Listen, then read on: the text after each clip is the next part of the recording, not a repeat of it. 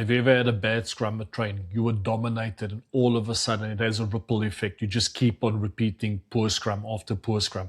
You're starting to get into your own head. You're starting to doubt yourself and you're worried whether you'll be ready for the game. And even you are worried whether you'll be selected. What is the coach thinking?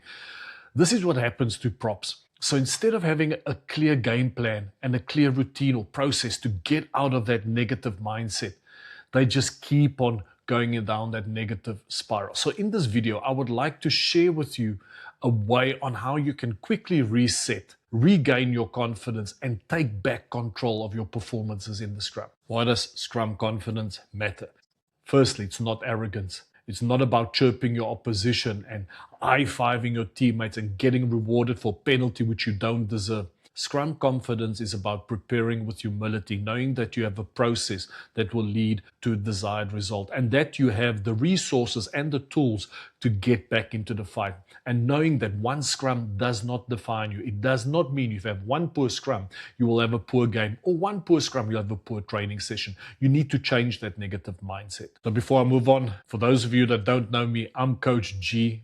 I'm a former international rugby player and a World Cup winner with South Africa, and I'm passionate about sharing information and insights into the scrum. So this is what I'm going to be sharing with you in this video, how to build your scrum confidence. You need to firstly understand why your confidence is taking a dip. Why does it drop? How can you reset fast?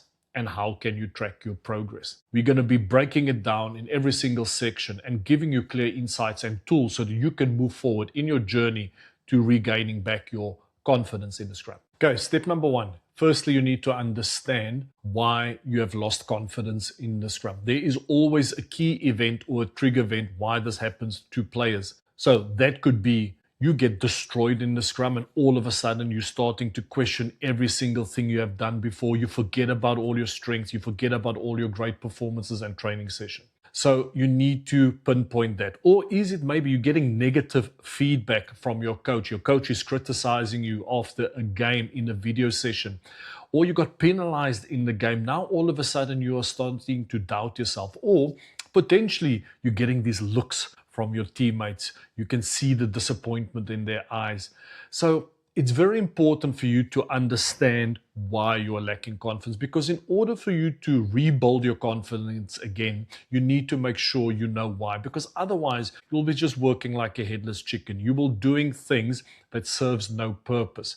And there are different reasons why you lose confidence in the scrum. Sometimes you create this false perception or reality of yourself. You start to create this thing in your mind and you get these automatic negative thoughts and you start to doubt yourself and you go down into this negative spiral. So I always advise players, take time and ask yourself, okay, why am I lacking confidence? What is the main reason?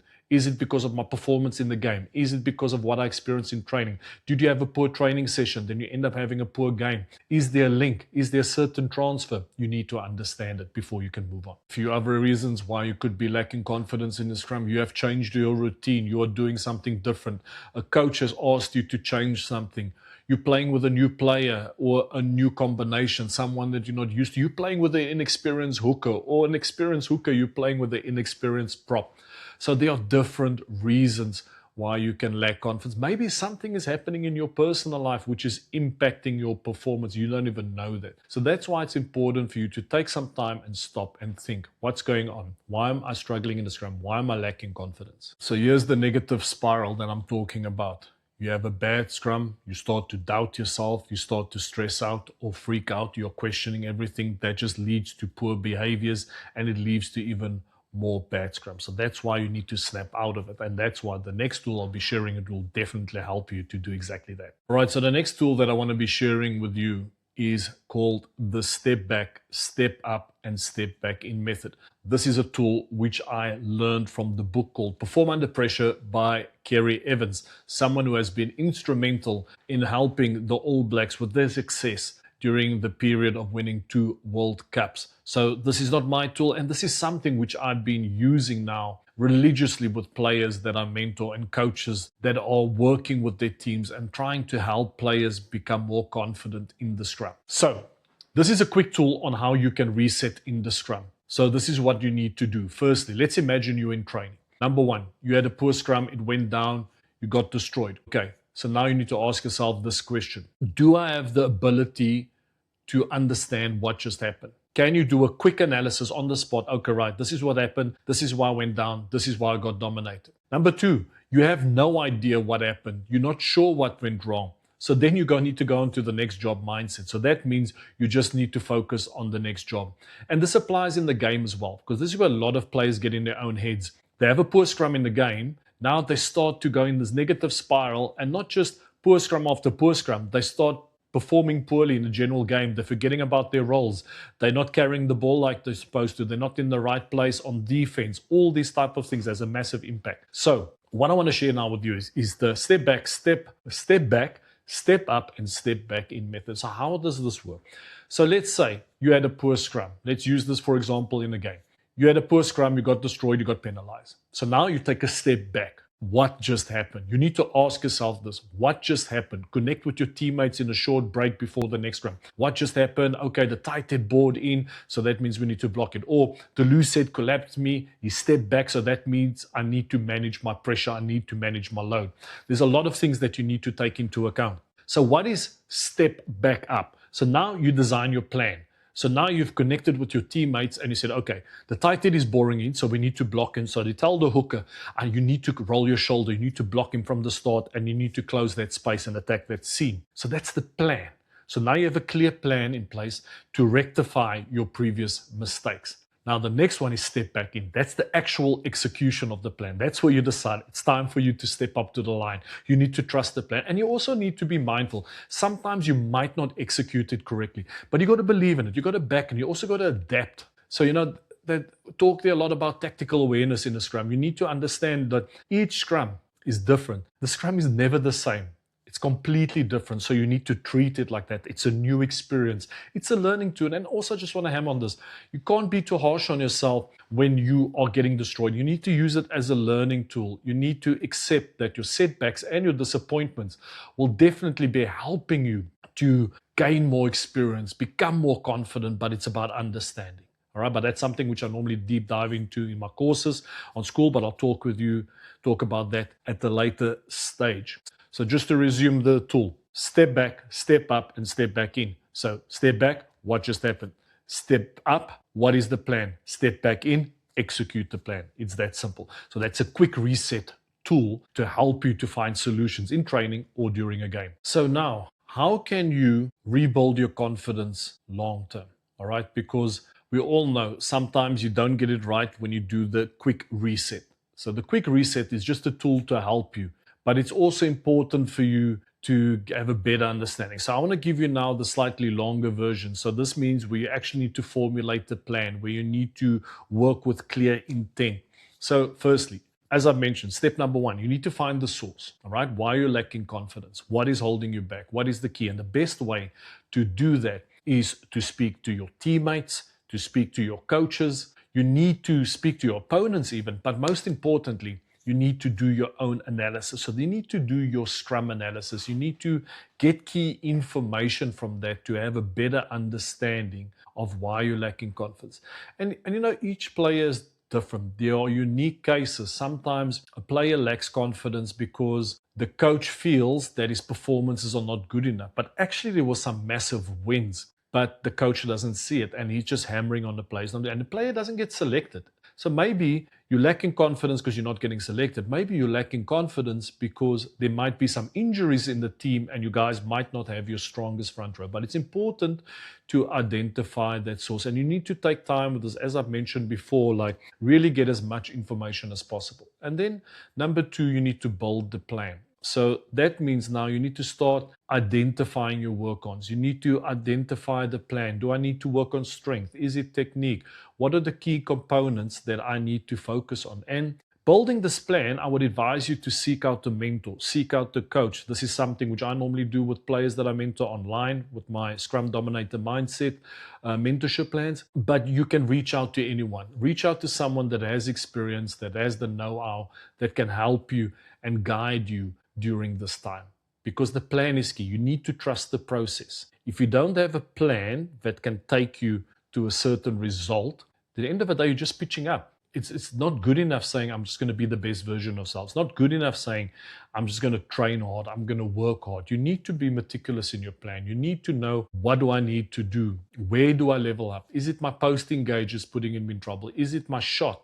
Do I need to travel with more intent? These are the questions that you need to ask yourself. And I would definitely advise you, you need to work with facts. Don't work with perceptions. Work with reality. And often we see players form their own version of their reality, which is not always the truth. But Thursday there. All right, so that's the longer version. Now, this is the big third step. This is a big block. So before I go on to the third block, you need to understand why. Why are you lacking confidence? And then number two, you need to reset quickly. So that means you need to create a plan. That's what we just covered and spoke about. Now we come on to the third part. You got to track your progress. You got to keep yourself accountable. You got to set clear goals. You got to set clear KPIs. Otherwise, what you need to work towards something. You need to understand where you need to be. So why is it important to track your progress? So you can identify those more small wins. So you can see those incremental victories. Because otherwise, you just feel that you're always losing or it's not good enough. And I've always used this example in the past, back in 2010, when I worked together with Gary Botha and we decided we want the Bulls to become the first team in Super Rugby to have the double shove in the scrum. I remember in the warm-up game, I didn't dominate. It was 50-50, but I didn't go backwards. And in my mind, that was a failure. And when I spoke to Gary, he said, gee, come on. The last time you scrummed in the game for the Springboks against Leicester Tigers, you got smashed, you got dominated. This is a victory today, so take it.